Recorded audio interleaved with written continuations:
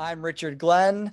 I am a minister in the Christian denomination known as the New Church, also sometimes known as Swedenborgianism. Um, I was ordained just this past summer, so I am fresh out Fresh in the off the field. press. Yep, fresh out of my long life of education. Finally, boots on the ground in the real world. Strange time to start being a minister with a pandemic and all. Um, but yeah, I've really been enjoying it. And maybe we'll get into more about what the new church is and how it differs from other branches of Christianity as we get into it. But that's me. And my Awesome. name is Luke. I am actually was a poli-sci major, worked in the government for a little bit, did not enjoy myself, and then decided to pursue my passions and help out a community that I thought is great, which is my church community. And one way in doing that is by like hosting media content and creating content for our sort of international church. So beyond the podcast that Richard and I started, I also do a lot of different productions for the church. We just did a YouTube series called Big Spiritual Questions that have been more popular than I expected, which is great. And we're doing another season right now of that. And yeah, but just thinking back to our podcast specifically called Spiritable, check it out wherever you find podcasts. It's cool because Richard and I didn't know each other until we were 17. And so our origin story is that we both moved into a dormitory together because we were doing sort of a boarding school type of thing. And we met, hit it off like the first day, and have been besties ever since.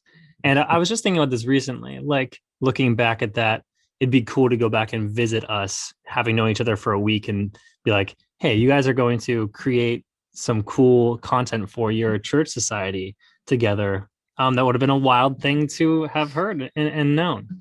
So it's fun looking back on our history. And we're both very passionate about spirituality in general and just the power of belief and the goodness that spirituality can bring, and kind of the universality of belief, however it reaches people. And I think both of us, I don't want to speak for you too much, Richard, so chime in, but I'll speak for myself. I get frustrated by people's inability to talk about things. Like, you don't go up to people on the street and be like, well, I'm struggling with this thing with God right now. What do you think? Like, obviously that's too deep to just like approach a stranger with, but there's this whole taboo about talking about what you believe in or what you were raised with, where you are now. And I just don't think that's a very useful wall to have up. So I'm all about breaking down that sort of arbitrary wall and talking about where we come from, how our beliefs differ, how we're similar, and just making space for that in friendships and in casual relationships even. So that's some of our ethos, and we can definitely get into more specific belief stuff, but I'm sure you have questions as far as that goes. Yeah, Definitely.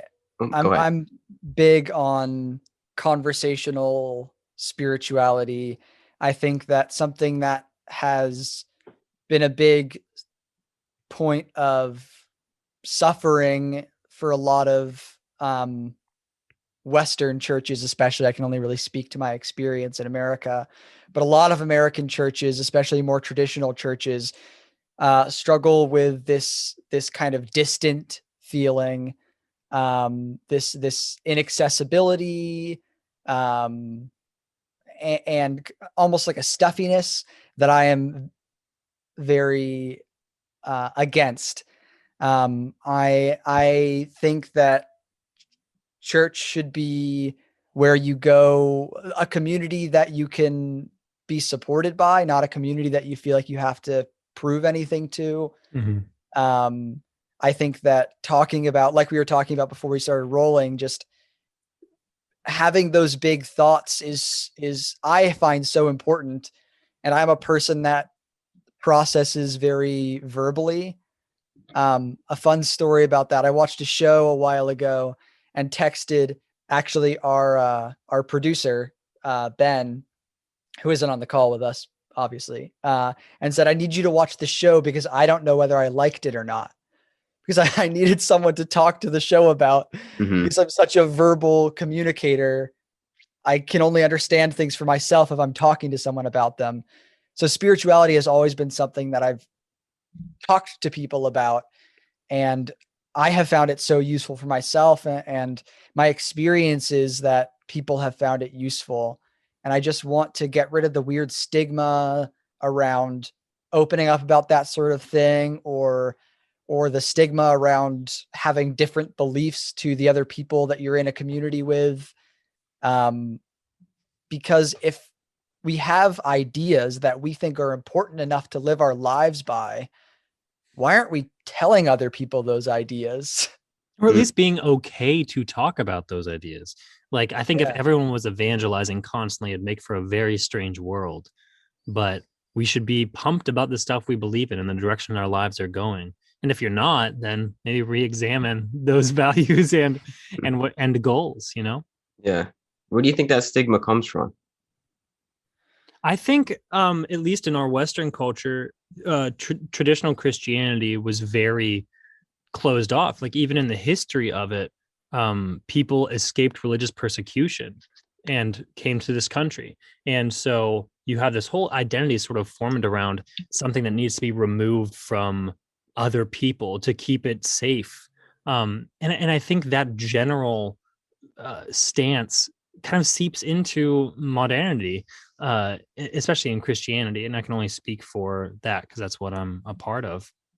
I think that's a big part of where it comes from, and a lot of insecurity on a more personal level of people, growing up in a culture, religion, not really sure if they believe it at this point or not really sure how their values mesh with what they were raised with. And it's just it's probably the most personal thing to hold as an individual. And so being challenged on that, or even the thought of being challenged on that, would be extremely vulnerable and difficult. And it's hard to go into that a lot of the time. Yeah. I think religious persecution is a big one, or even just like disrespectful religious exchange. How often do we hear people of one faith mocking people of another, or saying that they're evil because of what they believe, or saying that they're going to be damned because of what they believe? How often do we hear the conversations between atheists, agnostics, and theists going south quickly? And even amongst a lot of faith practices, doubt is a thing that is kind of looked down on, right? If your faith is shaken, it's because you aren't as good a Christian, or whatever faith you're a part of. A lot of faiths struggle with that idea, and I think that doubt is an environment in which the best conversations happen, right? When you're actually questioning earnestly what is right and what you should believe, instead of a kind of defensive exchange that often happens with different belief systems. Can I rant real quick? Yeah, Please. Go ahead, hit it. Please do. Well, I think a lot of people are also trapped in Christianity, again, in an Old Testament mentality of like, we need to talk to people who don't believe what we do the same way that like God spoke to the children of Israel. Like God handed down the 10 commandments, which are, it's not like, do this and you'll be great. Everyone's awesome. It's like, don't do this. Don't do this. You're bad if you do that. Don't do this. And so we get this sort of coming into the 21st century, this conversation around like, well, if you don't do X, Y, and Z, you're going to hell and you are damned. If you don't admit Jesus Christ as your personal Lord and Savior, you're damned to hell. I don't care how good of a person you are. And I just think it's so disconnected from how we can receive God now. Like the children of Israel kind of needed to be bossed around. They were simple people, but I don't think we're in that same stage of development anymore. And I don't think that's how God works with us anymore. Like God meets people where they are.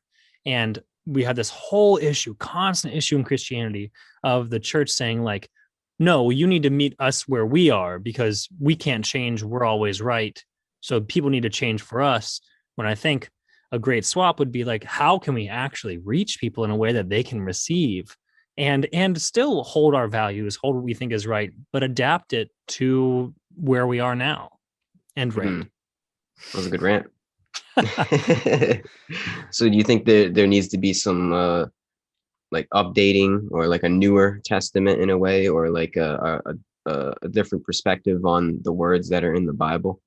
Richard, I'll throw that one to you, buddy. In short, no. Yo, that was a perfect place to just toss the writings out there. Well, I was going to. Okay.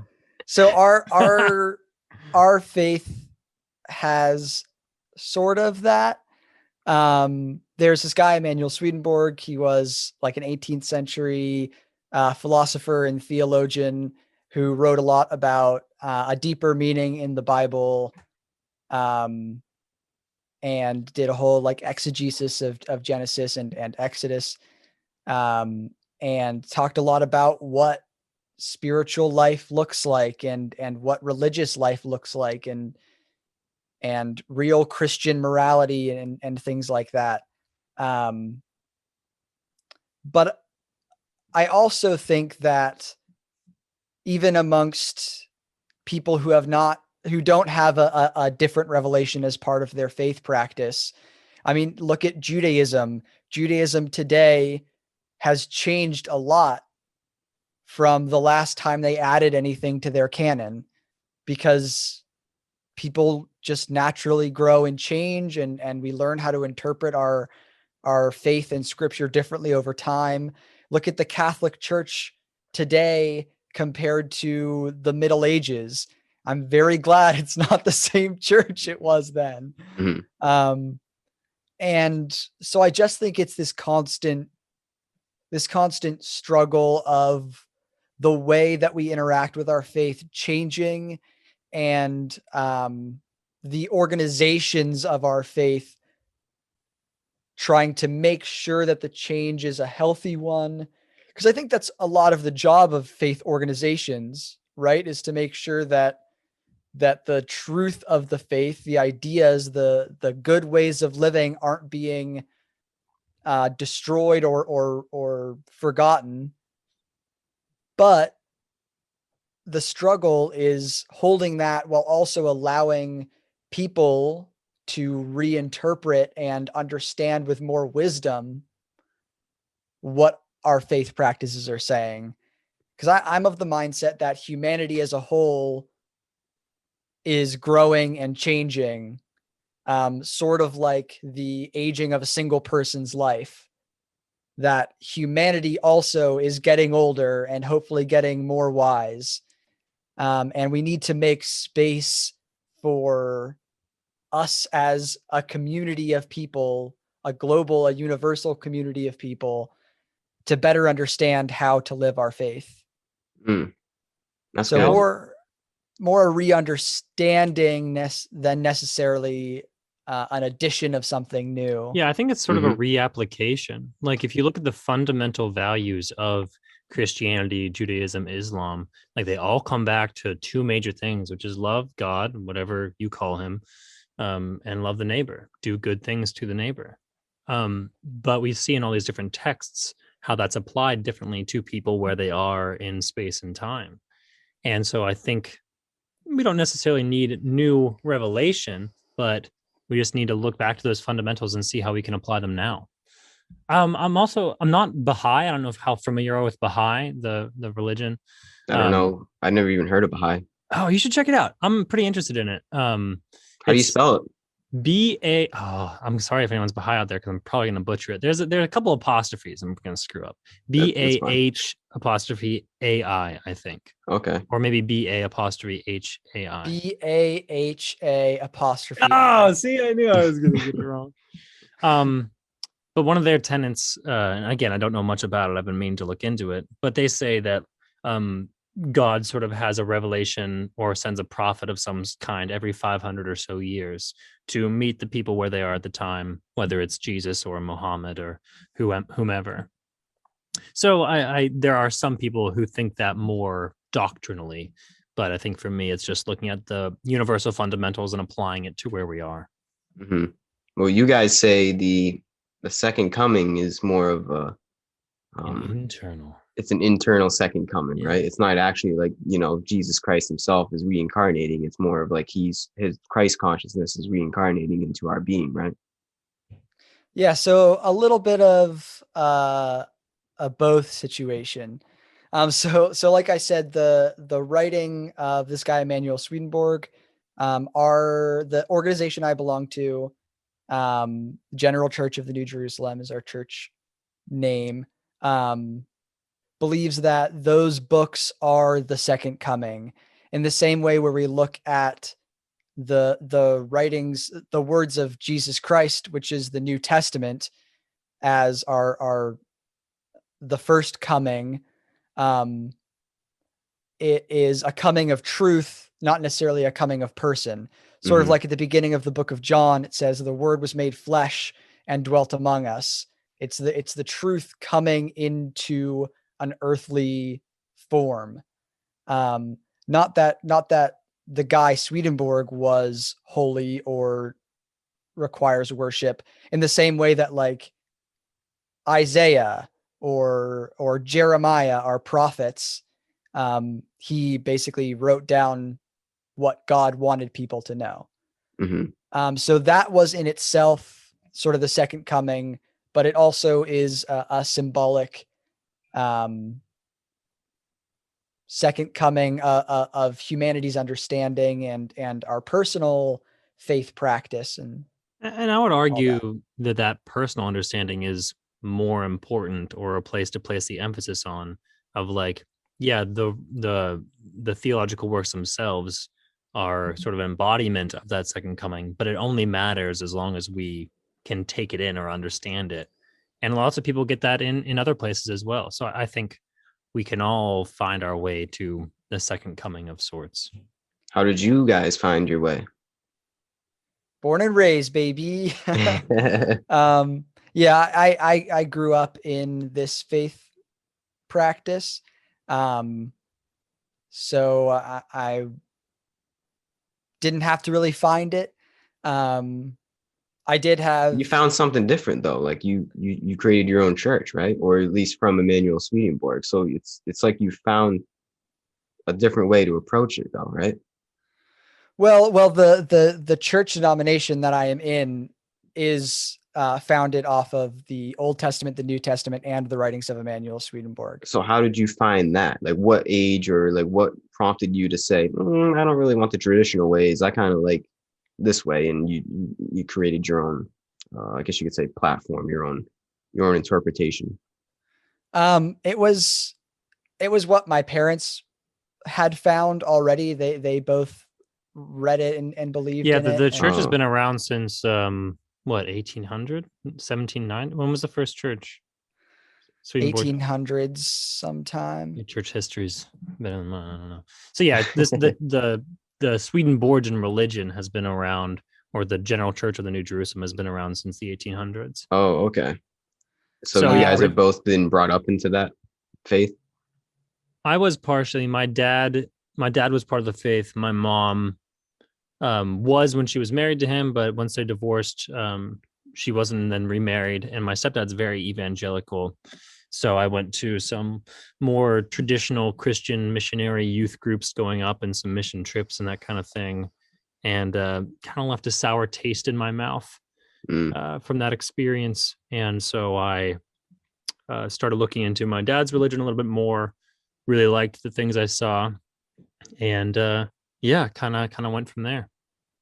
If you could put it simply, what makes it different from traditional Catholicism? To put it simply, the Bible is a continuous story about our spiritual journey. And heaven is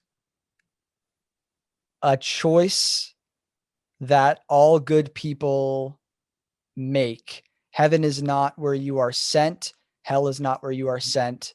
Heaven or hell is a choice based on what you love. People that love each other and love doing good and bettering the world choose heaven. People that love selfish things and taking advantage of others choose hell. And that is true of anyone of any faith practice, theist or atheist. Of course, if you die and suddenly there's an afterlife, you probably won't stay atheist for too long. Yeah.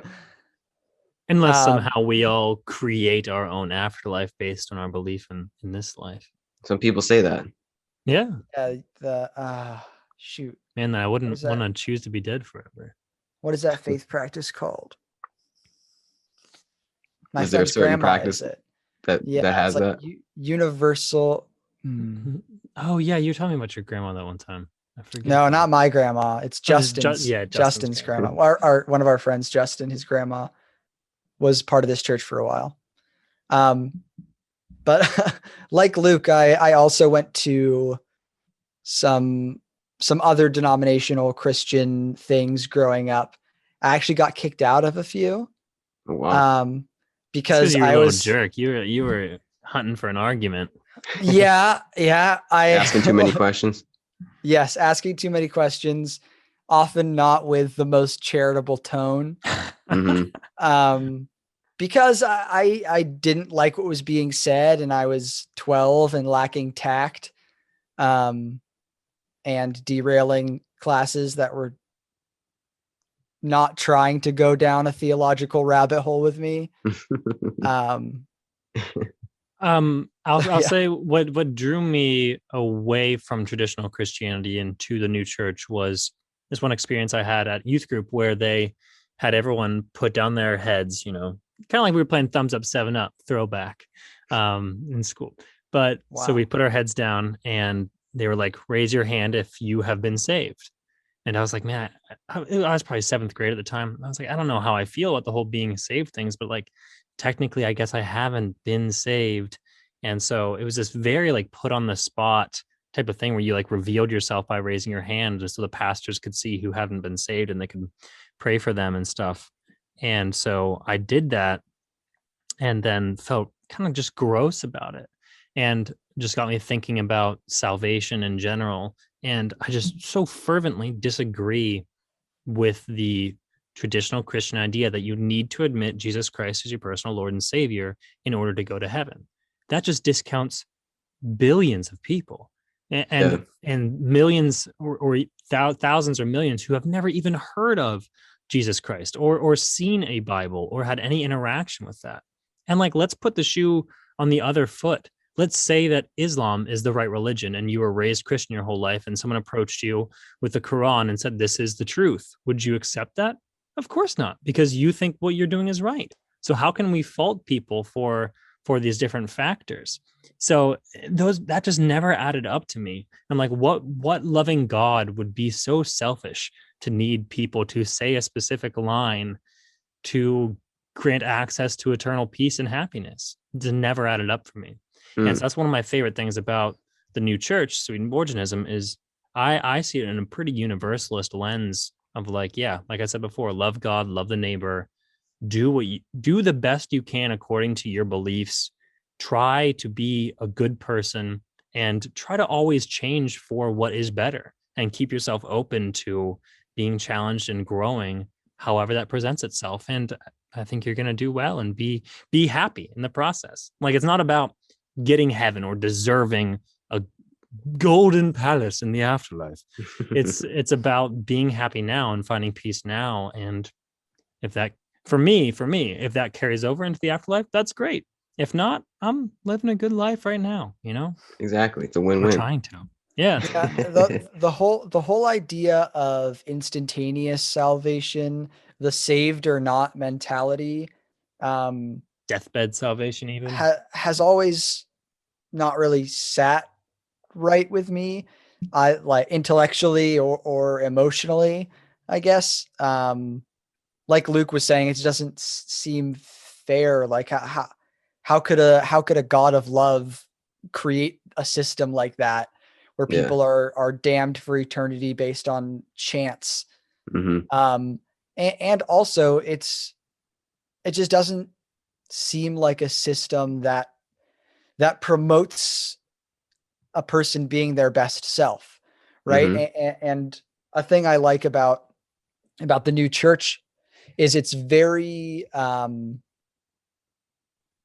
a word just left my head. It's very process driven.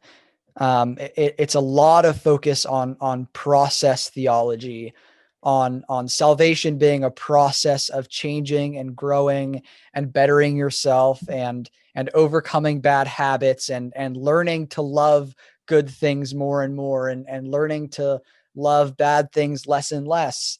And each day choosing to move closer to heaven. And that heaven is a final spiritual destination, but it's also a mindset. It's also a state. It's also a feeling. Like a journey. Yeah. And so we have days where we're in heaven now where things are going really well and we're surrounded by the people we love and we feel loved and safe and we're being useful and we're excited to be alive. Those days we are in heaven. That is heaven, right? We've created that inside of us. And there's a quote from our theology that says the human mind can be basically a heaven in miniature. Mm-hmm. Heaven in its smallest form is a single person's human mind if they choose that. And so less of like I'm trying to be good enough for some divine entity to permit me access, and more the idea of just I'm trying to be the best and happiest I can be and make the world the best place it can be. And that's what heaven is. And it's what we continue to do after death. We continue to be useful and be in community with the people we love and try every day to be better. Mm. It's not a finish line so much as a transition in the same process. Mm. Yeah, the journey is the destination type thing. Yeah. Mm. I feel like that's truly what Christ's teachings are, and it's just been over thousands of years. It's been misconstrued into this just dogmatic. I don't know. It's just like a rule book in a way. It's like if you don't do this, then you're gonna be a bad person. You're gonna burn in hell. Like it to me, once you come to like a sense of once you kind of sense what God is inside your being, I guess, the words in all of holy books, not even just the Bible, for me, they mean something a lot different. And then, whenever I read anything in the Bible, it hits me a little bit differently than before. I kind of felt because I unlike you guys, I wasn't born and raised in any kind of faith system. So I had to find out what God was. So like if I say I didn't even believe in any kind of higher power until probably a few years ago.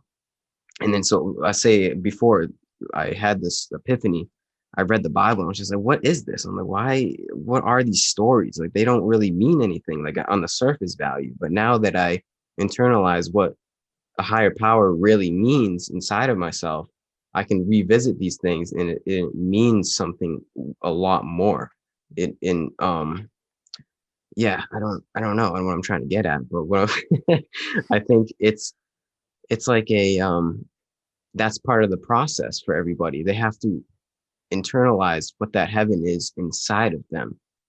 And then from there, yeah, you can just live it. You can live the dream of that heavenly body residing in the human body. That's kind of like how I see it. That's what heaven is to me. It is. I'm glad you guys said that. It's a mindset.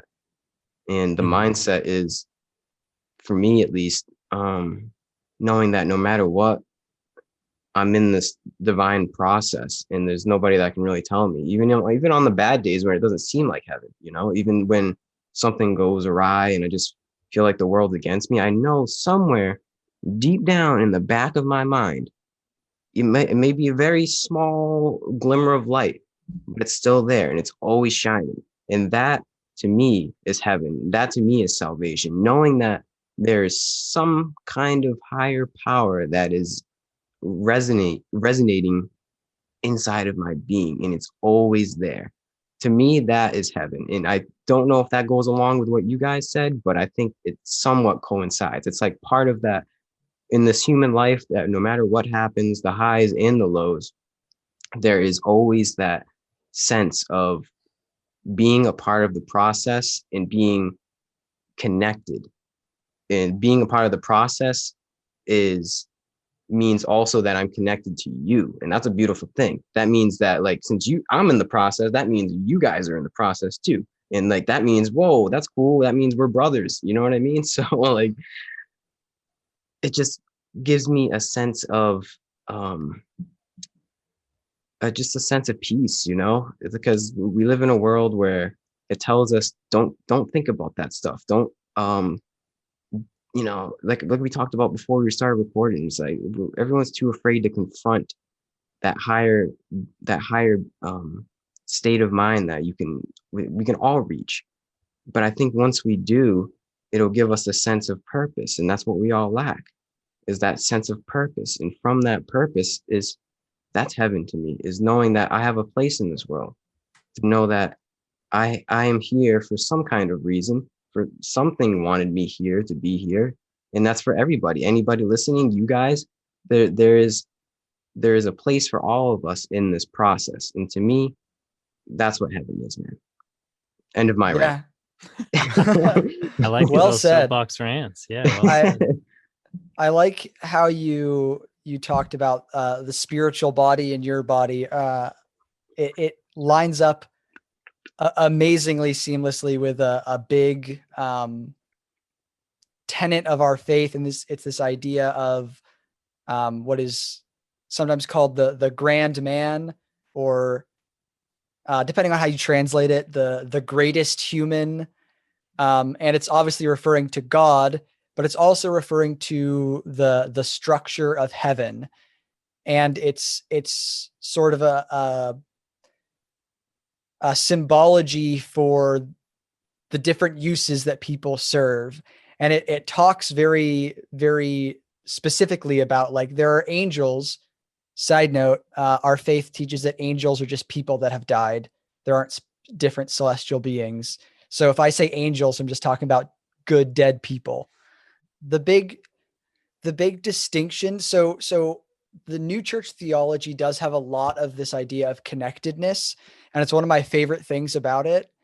One thing, not to get too heavily theological, but this idea that we are spiritual beings currently conscious in a natural body is sort of a foundational idea, right? We are innately spiritual beings, Mm-hmm. and the natural world is less of a reality than the spiritual world is.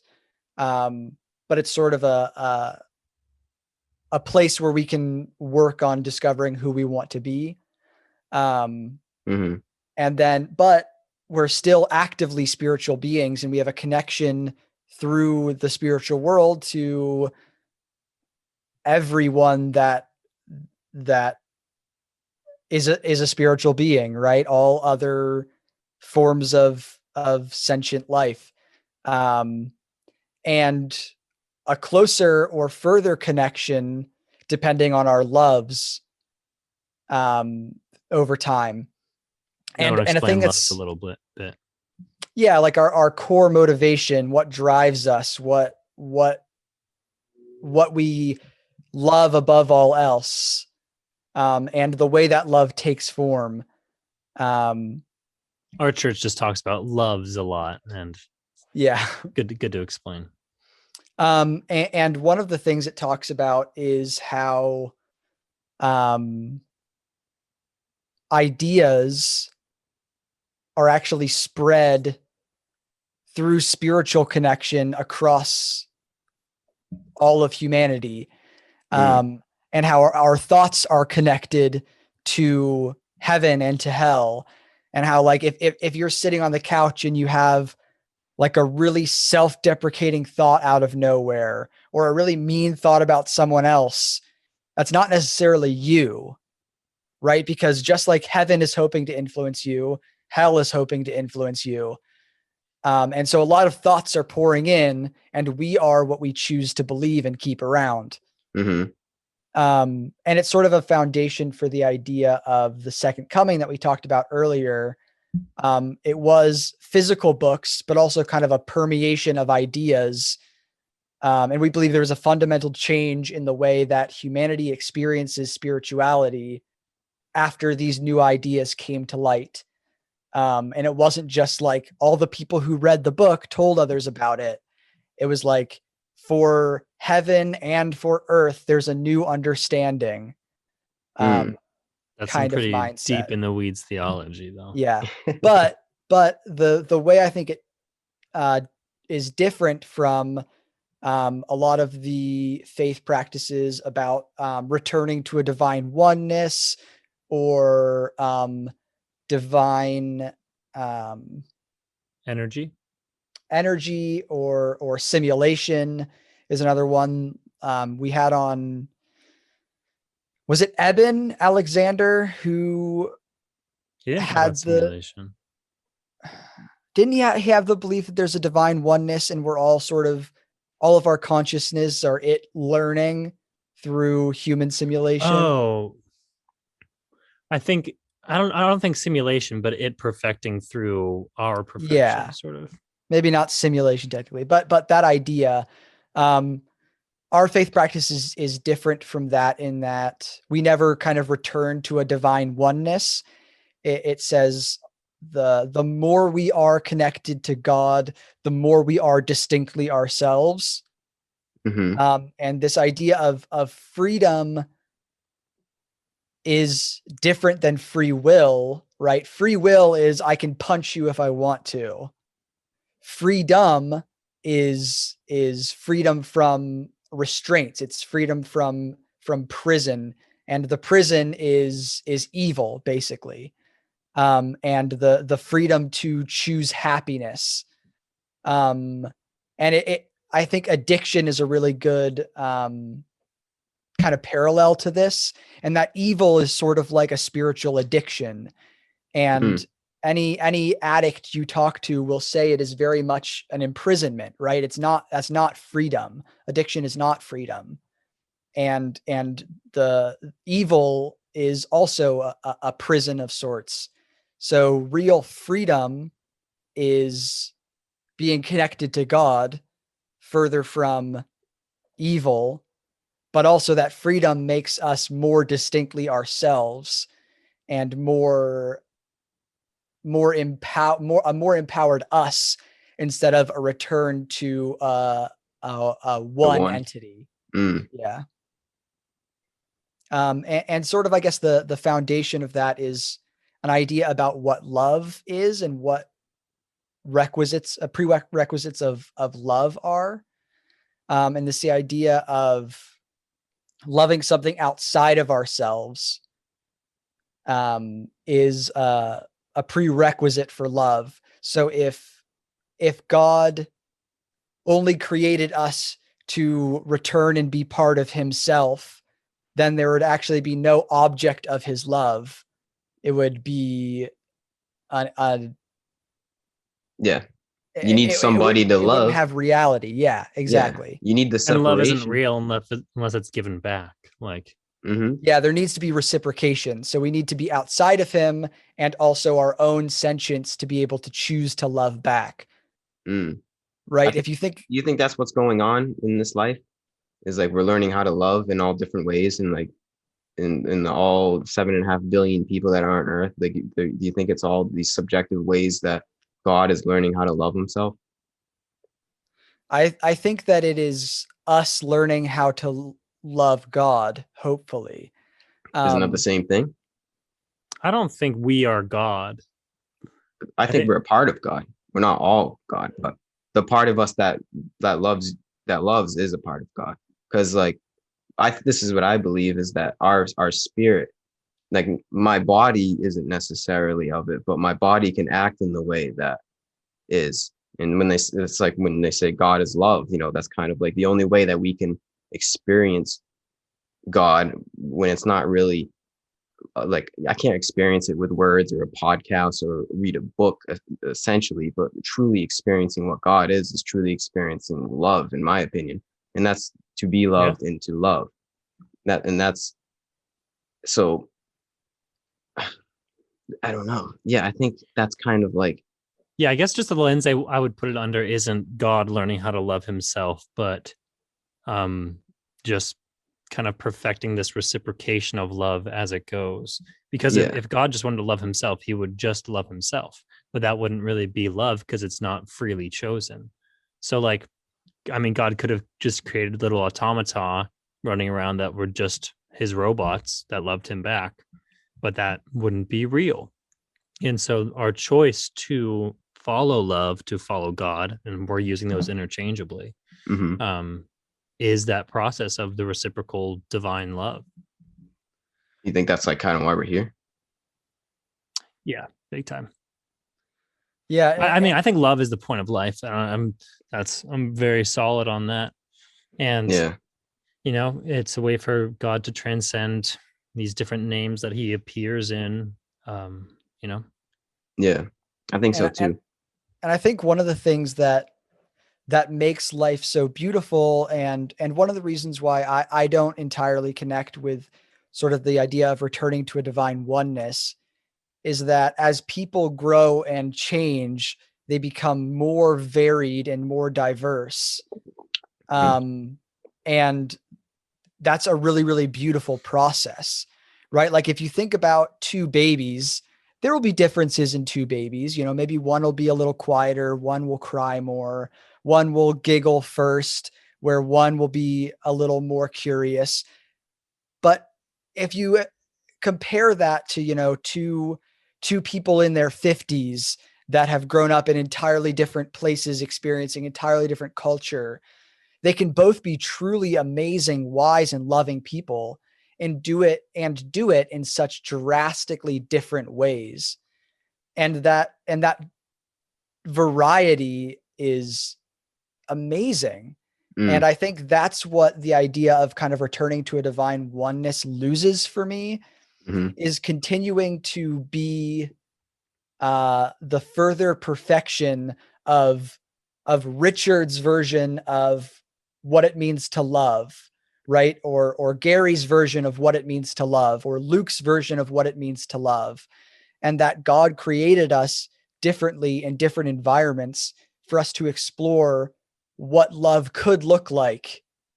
Yeah, yeah, Um, and yeah, so I just love that idea of the variety in love, and how there are a lot of different ways to do the right thing. There are a lot of different ways to show love, and one isn't necessarily more good or more perfect than another, but each of those different ways can be further perfected into eternity. mm. And that's sort of our job, is to continue to get better at loving the way we see love. Wow, that's good, man. and so in a way, there isn't a point at which we are done, like at which we're like, okay, I'm now a spiritual being, or now I've done enough to be a good person. And I think that can seem sort of like a desperate thought to some people of like, oh no, well, I'm never going to be perfect. But like, no one ever can be. It's all, again, like we were talking about the journey to get there, this process focused, um, how focused we are on process as a religion. The process of bettering yourself and growing and figuring out how to love more and love more freely and love better and love selflessly. It's all a hmm process. I like that. I like how you guys say, because there's a lot of belief systems that say we do return back to the one. That's like pretty much, Eastern philosophy in a way.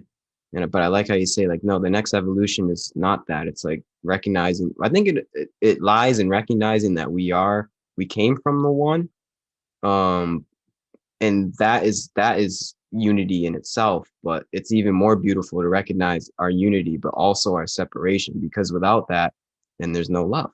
And if there's no love, then it's like, all right, then what's the point? Yeah, I also think it makes more sense in perfection continually increasing and getting better. Because if Mm, we started out from the one and went and lived life and came back to the one, we're not, if we're just returning to the state we started in, what's the point of going to a different state? Yeah. That's good, man. I like that. Oh, wow, I don't even know. That's to process that one for a second. Have you had any interaction with Swedenborg's theological works or anything before? No, just from a little bit, some quotes that maybe you guys have said, but nothing. I've never read anything personally. I mean, it's extensive. It's a lot to dive into. There It's are a lot. certainly some works that are better to dip your toes in than others. But yeah, I mean, I think I first read some of his stuff for myself when I was 16, maybe 15. What's his Uh, story? Oh, He's got a dude's fascinating story. like he's a polymath. Like he was an engineer and a philosopher and an architect and scientist, like an Isaac Newton, Einstein type of genius. Like for a long time, he was the person with the highest IQ ever recorded. And Oh, his fun fact, his skull had been stolen multiple times from his grave because people believe it possessed powers in and of itself. wow. But then he had a harsh transition to devoting himself entirely to studying the Bible and writing his theological works when he was like maybe 50 or 60 or something. Richard probably knows better than I do, but he like very much had a 180 from his life. I don't know if Richard, you want to fill in the gaps there? Yeah, so his works are very kind of structural and scientific because he was a scientist. And there's all sorts of incredible, like his life was incredible. And one of the big reasons why he's not as well known is that once he started writing theological works, the Catholic Church basically labeled him a heretic. And so a lot of his work, his theological work and his previous work was kind of buried and lost, and kept out of popularity. There's a random science textbook, a college textbook on the brain, that has a chapter right at the beginning that's basically like a 1-page chapter that's like, hey, a lot of the stuff we're going over, we're going to talk about who discovered it. And we say that we meant like who made it known. There's this one random guy, Emanuel Swedenborg, who discovered a bunch of this, but nobody read what he wrote. So nobody knew that it was discovered. Wow. Like he discovered the nervous system before people knew about electricity. Wow. Which, if you think about how wild that is, Yeah. How? so he, just by paying attention to the way that reactions happened between the body, he called them like vibrations because he didn't know what electricity was. He didn't have the words for it. So he's like, there's something happening. The vibes. But He knew the vibes back then. he knew the vibes. But so he was this brilliant guy, and then basically started having these vivid dreams, and then started studying the Bible really, really thoroughly, and started writing theology based on it. So it was all spurred by dreams? Yeah, it started out, he started having like really intense dreams that he didn't know how to make sense of. That's nuts. What do you guys think about dreams? Do you think dreams are like, in a way, like messages in a way? Oh, I don't even know. Yeah, I don't think nobody knows. No. I am a highly skeptical person most of the time, which people often think sounds odd coming from an ordained minister. But I have done a lot of self-work to stay open to things that I kind of feel like are far-fetched. I'm very much like, there is a metaphysical reality, but I'm pretty sure we don't bump into it that much. But at one point I spent a lot of time in an old folks home, and I was talking to a woman, and I had a lot of interactions with her. And then at one point she talked about how her husband had died years ago. And I was saying, like, I can't imagine what that must be like to lose your partner in life. Like, you must miss him so much. And she was like, no, I don't miss him. Like, I talk to him every day. And I was like, oh, like you just kind of talk and know that somewhere up there he's listening. She's like, no. Like before I go to bed, he sits on the end of my bed. I see him and we have a conversation most nights. And I was like, I don't know what to do with this. Yeah. Because like my instinct is to be like, okay. But also she was very like with it mentally. It wasn't like she was kind of fading in her old age. She was very sharp and very matter of fact about it. Like, yeah, it's something that happens to me. Start happening. It's kept happening. I'm glad it is. It was real in her head. Yeah, but also we had a guy on our podcast that had done a lot of research into spiritual experiences. And there's a study done, and I'm not going to remember all the specifics, but basically the gist of it was a study was done of a bunch of widows and widowers, and asked them to list the number one thing that was most useful in them dealing with their grief. And it was a study just trying to figure out like how grief counseling can be better. Is this David Hufford, or who is this? Yeah. Okay. And the study's result was that the number one answer was a visit from the deceased partner was the number one most useful thing in people dealing with their grief. And that's a really widespread spiritual event to be like, if I'm someone that believes in a metaphysical reality, then that kind of mass hallucination feels more far-fetched to me than but it's also hard because that is a spiritual reality. But it's hard because the brain is an incredibly powerful thing. Like, we have yet to understand like the full potential of the human brain. And so I have trouble saying anything with 100% certainty or clarity around those sort of spiritual experiences. Cause I'm like, yeah, like I had a dream of my grandma once who had died. And do I really think she visited me? I couldn't say that with 100% certainty.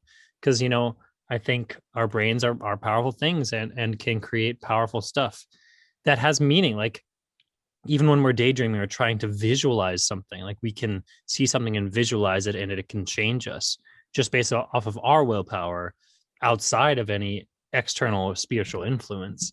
So yeah, I am definitely skeptical when people give more meaning than I think is due to dreams. Like, oh, I had this one dream about this, which means that I need to quit my job and move to California. Or like, I had a vision and I need to go and spend a week in nature. Yeah. I don't think that's always how that works. I couldn't say with certainty, at least. Yeah. But kind of on the flip side, I totally agree with that.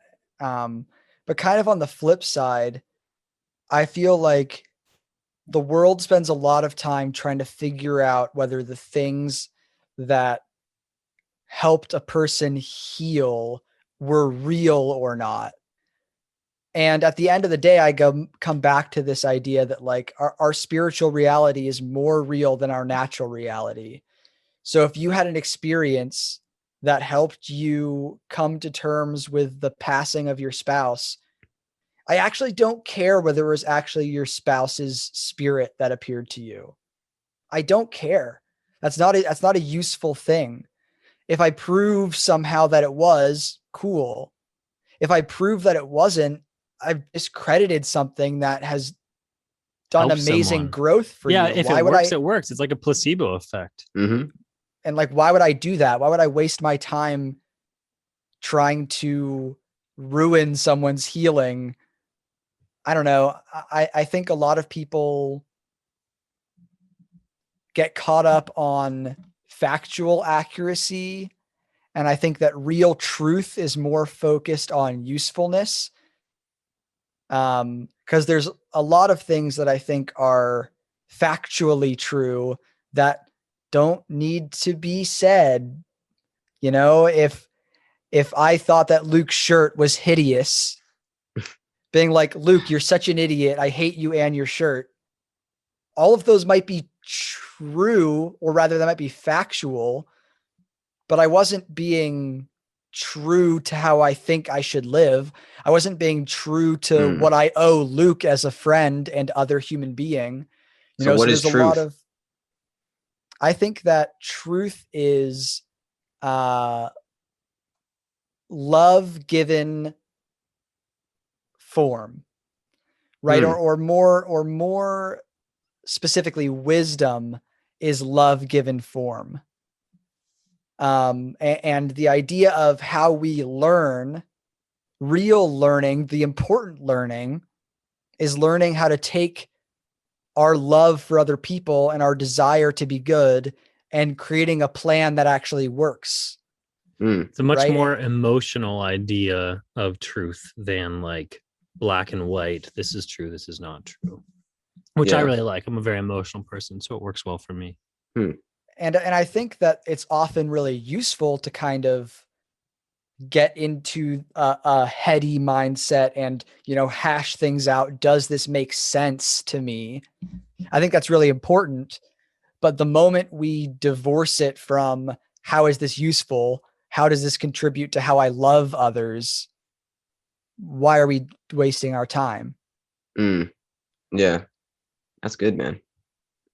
It's like love put into action. What about you? What do you think truth is? Have you come to any conclusions?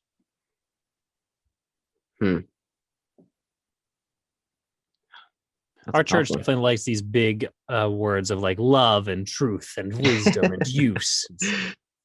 Truth. Let me see. I'm not trying to put you on the spot. I just wasn't sure if you asked it coming from a place of having a preconceived idea. No, I'm trying to find the truth, man. Again, it's a journey. It's a journey.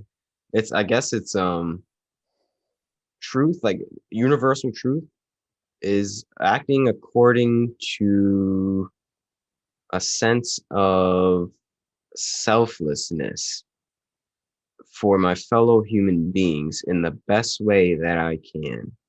That's kind of acting according to truth. But I think everybody has their own way to act according to the truth, but the truth doesn't change.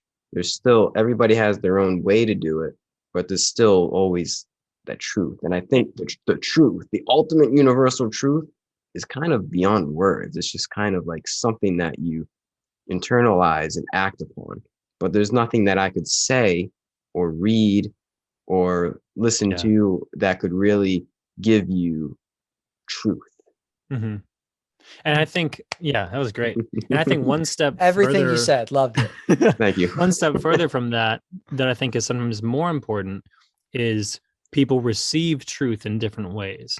And so I think we need to apply tact to truth, to like even in one-on-one conversations, like because I know Richard well. So like if I present something in a way that I know he's not going to really get anything out of it, then that's not the highest form of truth. But like if I know how Richard can receive something that I want to say, knowing how to shape that in a way that is most useful for him is a higher form of truth. And so that's something that I'm really passionate about, is trying to figure out how people receive things and molding what I have to give, whether it's an act or a saying or whatever, giving that in a way that they can receive it. Because like if someone can't receive something you're giving them, there's no point to giving it. Like that it has not been received, so it is not realized, it is not actualized.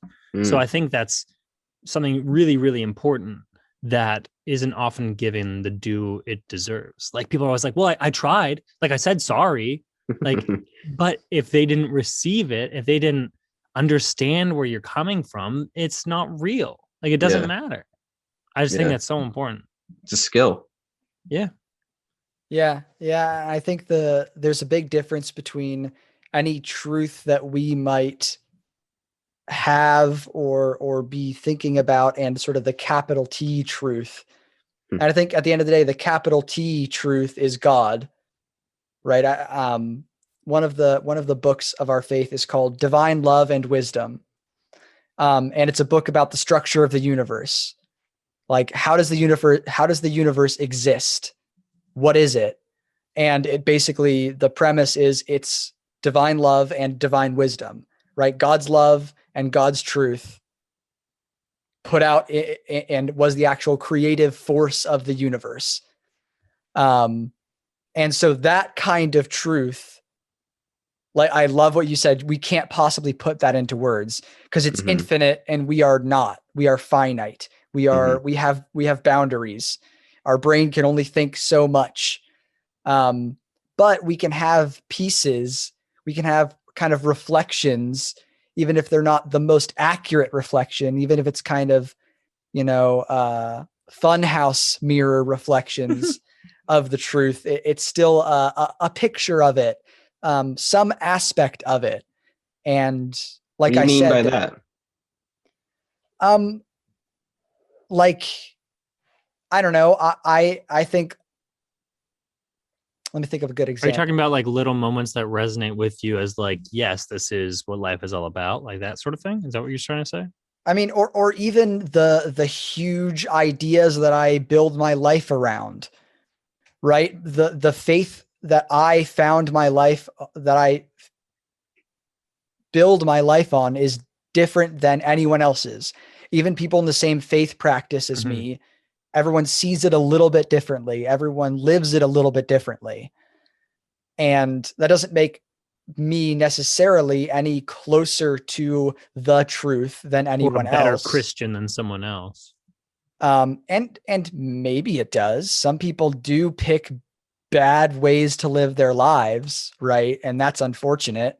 And there are ways that the way I choose to live my life are not good and that I could improve on. But there's also variety and a different idea of what is true. And, sort of like, we need big thinkers. We need people that are able to sit in a room and think about, the meaning of existence. But we But also everyone need can't do that. we also need people that have huge hearts and are willing to just be there and say, I don't care about that. I care about listening to you right now and being with you and making sure that you know that you're supported and worth loving, right? Both those people are super useful and they're super different. And those are both truths and they're both parts of the truth. Got you. That was wonderfully explained. Yes. Oh. I think it's up to us to live according to the truth, right? It's ultimately, we are the embodiment of the truth from the actions I we do take. think we can trip ourselves up in this never-ending quest to find that capital T truth. And I've been thinking about success a lot recently and what that is. And I feel like people are always looking for the definition of success. And what I've come to, what I really like, is that success, and this applies to truth, is doing the best you have with what you're given. Like, we are all handed a deck of cards in life. We all have a hand of cards, I mean. And it's easy to be like, oh, I wish I had his hand of cards or her hand of cards or their hand of cards or whatever. But no, you're given this. How can you use that to the fullest potential? Like, look at what you're given in life and just go for it. Like, figure everything out that you can within your limitations, because we all have limitations. I don't know. I that works really well for me because it's something anyone can do, no matter where they're from, and we can all do that spiritually too. Like, we're all raised in different environments with different people around us, but our minds are always free, and we just have to use our natural inclinations and polish them up as best we can in order to be the best people we can be. You got to play your hand right? Yeah. So how do you polish that? Oh, sorry. You want to say something? Oh, I was going to say, I've been thinking about success in the framework for a bit now of kind of momentum, and movement rather than specific goals. Because I think like Luke I was trip myself saying, up with goals a lot too. Like, I'm very much like, oh, did this checklist, bam, it's done. So I'm with you there, but it's hard for me. and I've found that I often try to look at my spiritual process as a checklist. and it always feels good in the moment and then terrible later on. And what I mean by that is I'm Yes, often I have like, prayed today. or even like, oh, I struggle with jealousy. I fixed it. Check, on to the next thing. I will never deal with that again. And that goes all well and good for a month tops until all the same things come back. And I'm like, what was the point? Mm-hmm. And I think the viewing it more as movement, am I better than I was yesterday? Do I understand my flaws a little better? Have I worked on coping mechanisms that work a little better? Have I built for myself a mind that is able to have the tools it needs? Have I built a community that has the support I need a little more each day? And so I think the only person we should be comparing ourselves to is ourself, right? And getting back to this thing Luke said about like, oh, I wish I had his hand. I think the only thing we should be doing is saying, oh, look what I did with my hand that I didn't have 3 weeks ago or 5 years ago. Look at the progress I've made. Look at the direction I'm headed. As long as I'm continuing to move that direction, it doesn't matter how long it takes, because I'm not trying to get anywhere. I'm just trying to continue in that direction. Mm-hmm. Yeah, it's like about alignment, right? If you're aligned in the right direction and understanding your flaws, because we're human beings. We're not, we're just animals. We're still animals. We are spiritual beings, but there's also an aspect of us that has this uncontrollable monkey mind. Sure. But as long as you are aware of that and you're aligned, and you know that we also lie beyond the monkey mind, I think that you're on the right path, right? You're playing your hands correctly. Yeah, and with that monkey mind, for a long time, I was a person who was like, okay, I recognize that monkey mind. I'm gonna put that in a box over here, shut the door, lock it away, can't get out. Monkey mind, donezo.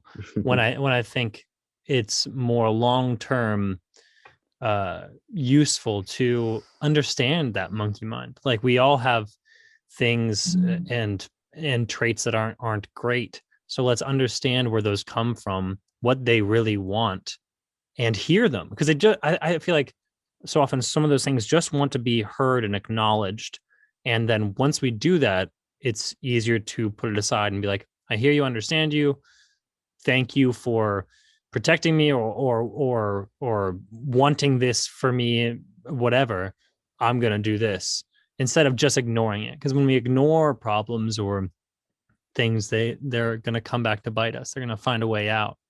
Mm-hmm. So just understanding it and being at peace with it, and also choosing not to follow it as your leader.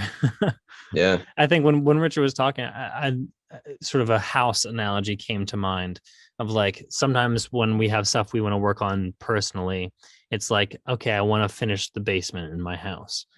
But other things are going to fall into disrepair if you're just focusing on that basement, or if you're not focusing on anything in general. So like, the most stable long-term house or structure is going to require constant maintenance of little issues that have escaped by, or of things that you worked on a while ago but need to do again. And if you leave it for too long, maybe it rots the wood and you need to really gut it, and it's more expensive or more time consuming. So I think this sort of checking in with yourself and where you've come from, acknowledging the things you have done well, and making sure that you're staying on top of the stuff that you think you've conquered. Because again, nothing's ever 100%. You can never 100% conquer or finish anything. Mm-hmm. Yeah, that's great, guys. So what is your practice like? Do you have any sort of routine or anything? Well, we put 5 people like in a pentagram, and then they all get ceremonial sort of daggers, and we all turn to the right. I think the third sunset of every other week. No, we're hey, if it works, it works. We're fairly traditional, minister, Sunday services, that sort of thing. That's what Richard does. If you want to talk more about the traditions or the effects of it? Yeah. So I think everyone's specific faith practice looks a little different. I mean, there are people in our faith that are huge into meditation. There are people that are big into devotional reading. Like any faith, it looks different. But in terms of the kind of structured ritual, um, generally like a Sunday service kind of church, we have two big sacraments, sort of like in Catholicism, there are seven, right? Seven sacraments, I don't I know. think, in Catholicism. We have two, which is just baptism and what we call Holy Supper. In Catholicism, they call it communion. And basically, baptism happens once, and it's just sort of being like, hey, I like this stuff. This is what I'm going to try to focus my life on. I think this is the truth. I'm going to try to live my life based on this stuff. Mm-hmm. And Holy Supper is a more serial thing, happens depending on the community, once a month or once or 4 times a year or whatever. And it's basically a time to come and acknowledge your connection with the Lord and kind of set aside time to think more deeply about your relationship with God and the progress you've been making and what you want to do and where you need help and where you've been succeeding, and just kind of be like, hey, what if we set aside a time for reflection, and acknowledgement of your connection with God. And that's what our church sees the eating of bread and drinking of wine, which we do as symbolic, for connecting with the Lord's love and the Lord's truth, or wisdom. The bread is representative of the Lord's love, and the wine is representative of the Lord's wisdom. Mm. And so it's the idea of consuming it is making it part of us, right? The food we eat becomes part of us. It becomes our energy to do things. So making the Lord's love and wisdom part of us and the energy that drives us to action, Mm-hmm. sort of all mixed up in there. I know what you mean. It's like a symbolic gesture. Yep. I see. So those are our two like big sacraments. We're a big marriage church. One of our teachings is that marriage continues after death and that people in heaven are married, which is different from I believe Catholicism has the idea that we're genderless spirits after death. The new church teaches that people are married after death, which is, I think, a really cool idea, because as a married person myself, I can't imagine being like, well, I died, so long, person I spent my whole life with. Mm. Um, Do you think it's so marriage in a different energetic form in a way, though? Like, what if, if there is a life that's after this or some kind of other realm, I would imagine we don't look like I don't look like this probably, and you don't. There isn't probably even vision. Like I can imagine heaven is something that is outside our five senses. It's like this. We still embody the same energy that we embody but I think to me it's something that is so outside of this body, if that makes sense. Like it's the same energetic patterns and the same kind of being that's inside of me, but it's not necessarily like the same image, if that makes sense. Do you believe it's sort of like that? So I think that our five senses are sort of like I was talking about mirrors before. I think a lot of things in the natural realm are sort of a mirror of something higher. Mm-hmm. And we see that just in our common language. Like I said, we see that in our common language. I don't mean literally we see it. Yeah. I mean, we understand it. Mm-hmm. Right. And so eyes have this representative idea of understanding or thought. But if I say, I hear you, it's a little more than just I understand. It's more of an emotional connection. I get it. I feel it. Yeah. And so hearing has a more heart-focused representation. And so the new church teaches that we still have bodies that can act and do things, but it's a spiritual reality with its own kind of spiritual physics that are different than the physics of the natural world. But at the same time, a lot of things appear in a form that we would expect them to, but it's a form representative of something deeper. I know what you mean. You know, so people are energetic and youthful and beautiful in the same way that someone you love really, really deeply looks more beautiful to you than they probably do to someone else, because you know the real beauty of them and it shines through on their face. And that is even more a reality after death. Wow. And so like it talks about, you know, people that are in certain mindsets find themselves seeing a certain environment based on the representation of the mindset they're in. You know, so if you're in a mindset of doing something new and excitement for trying to restart, it'll be morning time. If you're in the mindset of winding down and contemplation, maybe it'll be evening. And there's still sort of a progression like that, and an environment like that, but it's representative of what's happening inside us and between us rather than a static environment. I know what you mean. Yeah, it's just a continuation of the energy. It's not really a continuation of our five senses. It's more of like what the five senses represent. Right. Yep. And so there's this idea where love is kind of the idea of distance. And again, we see that in our common language. If I say like, wow, I'm feeling really close to you, I don't mean that I'm physically up against you. I mean that I feel like our hearts are close, like we're connected, like we're sharing an emotional connection. And that is the reality in the other world. You know, the people around you are people that love like you love, that understand understand the heart in the same way you do. And time is, like I was saying, a progression of thought pattern. And I think we all kind of have this rise and fall of excitement about a new endeavor, kind of a sustaining in that new endeavor, and then an easing out and reflection on what we did kind of pattern. And it's like the pattern of the day, the rise and fall of the sun.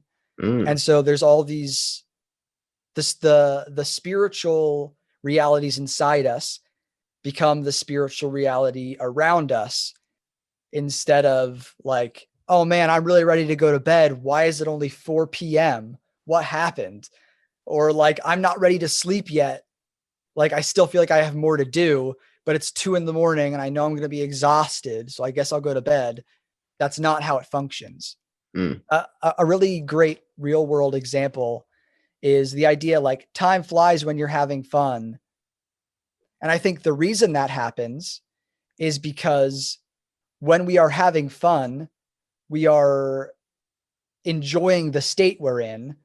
And if it ends before our mind doesn't want that to end, we feel like time went by too quickly, because our spiritual reality, we're still right in the middle of that, but our physical reality doesn't agree. Or if you've ever been, you know, sitting in a class in school and you feel like it's dragging on and on, it's because mentally you were done, but our real world time doesn't care, right? There's still 25 minutes left in class. But in the other world, in heaven, it'll be like the moment you're done, oh, well, that's a wrap on class today, because you're ready to go on to the next thing. And there's a lot of different kind of spiritual physics. Like I said, the book called Divine Love and Wisdom talks about a lot of that stuff. That's As great, well man. as another book of our faith that's called Heaven and Hell, that's just talks very specifically Yeah, it's about more nitty gritty. experiences of the afterlife. Mm, So if you're interested, you can check out either of those definitely. books. That was great, man. I like how you mentioned school, because that's kind of how I see this life. It's like a school. Like, we're just here to learn how to love. And saying things like that, one would think, I thought at least, like, oh man, I can't wait to get to heaven. I can't wait till whatever comes next, right? But I think what we talked about before and touched upon before was that it's not about that. Just like it is in school, it's not about like just wanting to leave this school. It's about just learning the lessons while we're in school. So I think And it's the learning to same love thing. school too. Yeah, learning to love school and just, Yeah, no, that's huge. and heaven starts here. It starts while we're in Wow. school, learning how to love, and then we graduate. But it doesn't end at graduation, right? Hmm. Go on to Yep. college, I guess you could say. Yeah, that's definitely been a more recent thing for me, is like, because like I was saying before, I get very checklist oriented, and like I do things and it's done, it's in the past, let's move forward constantly.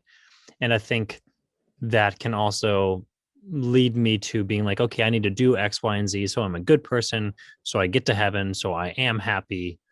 But that's not the point of it. Like, Yeah, heaven isn't a reward. And I think I said that in the beginning, but like, so I'm trying to be more peaceful with where I am, and loving every moment to its fullest. And I'm a very like positive, happy person, and I love life. But I'm often like in the future operating like what's next, and not really appreciating the here and now.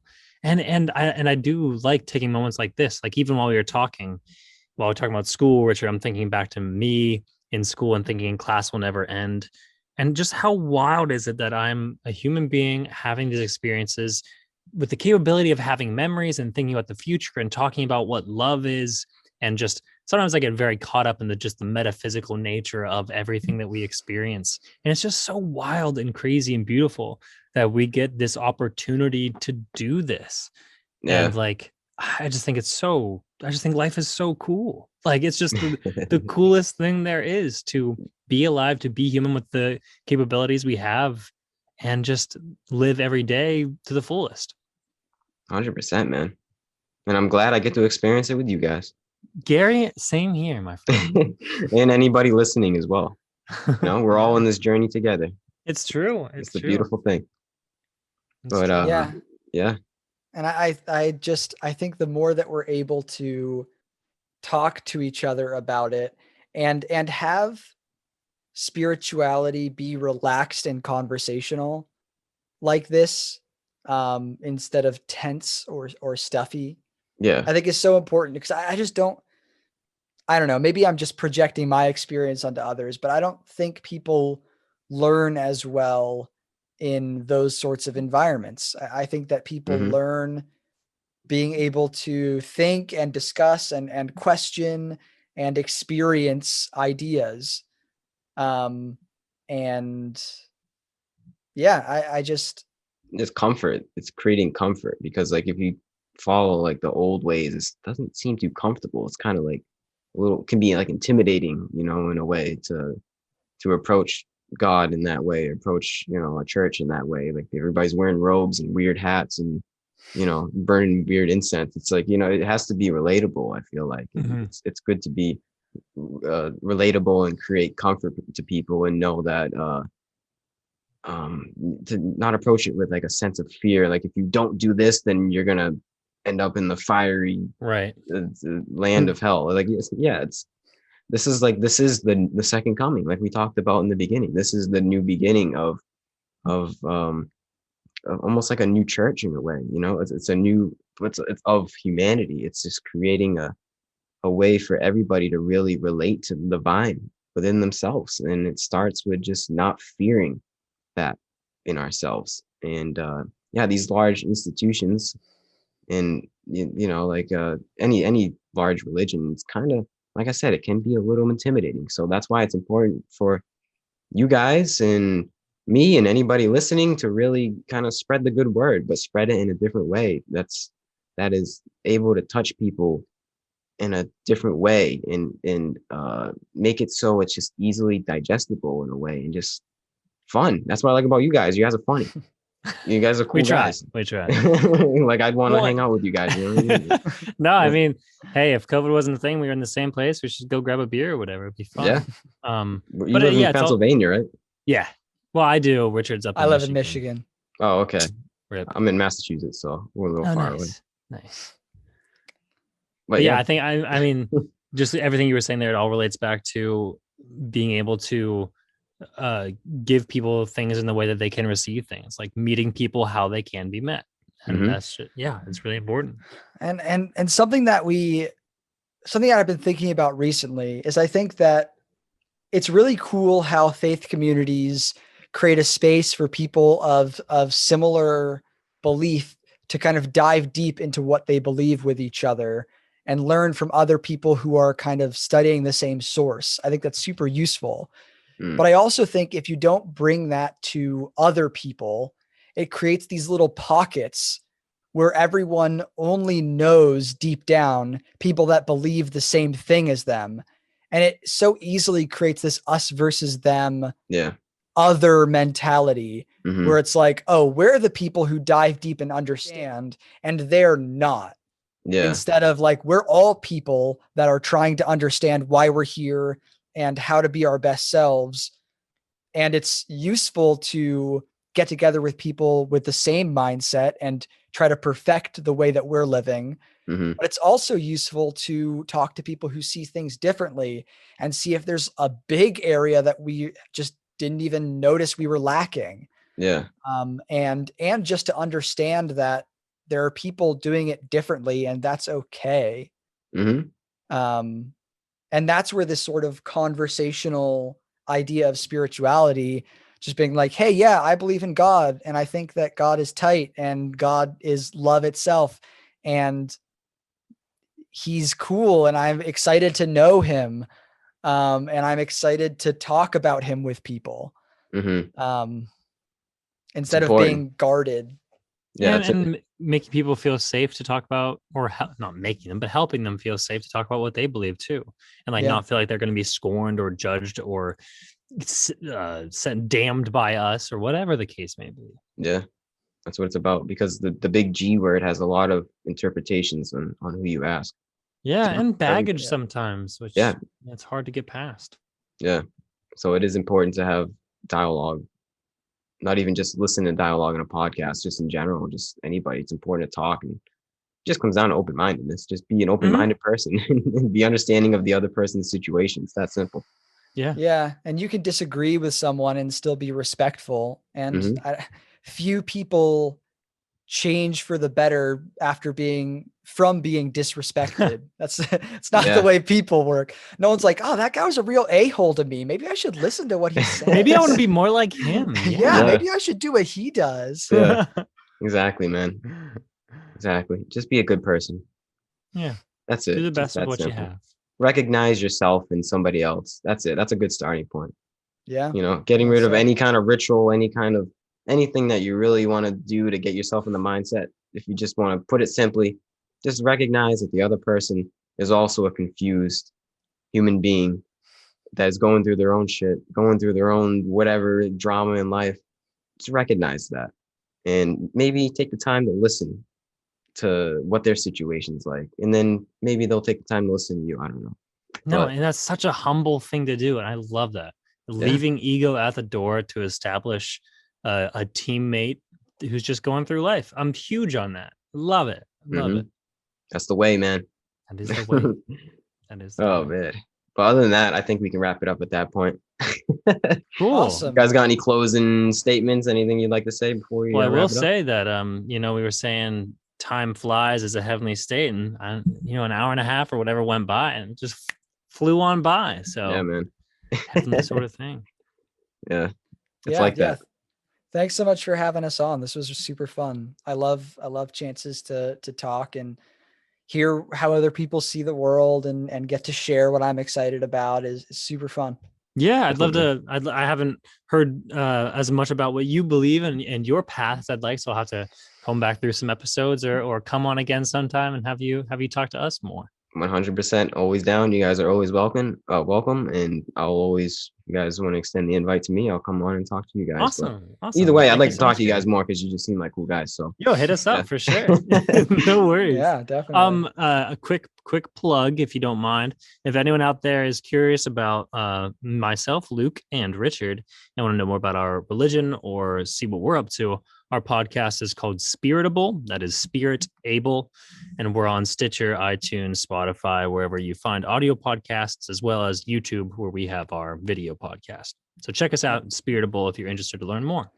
If you have specific questions for us that you want answered, you can also send us an email at spiritablepodcast@gmail.com. True. awesome. Dude, Gary, thank you so much, man. This has been a joy. No, thank you guys. This was awesome. Yeah. Other than that, peace out, I guess. All right. I'll be Take in touch. it easy. Be good. Have a good night, guys. Stay in God touch. bless. Look forward to hearing from you. Peace.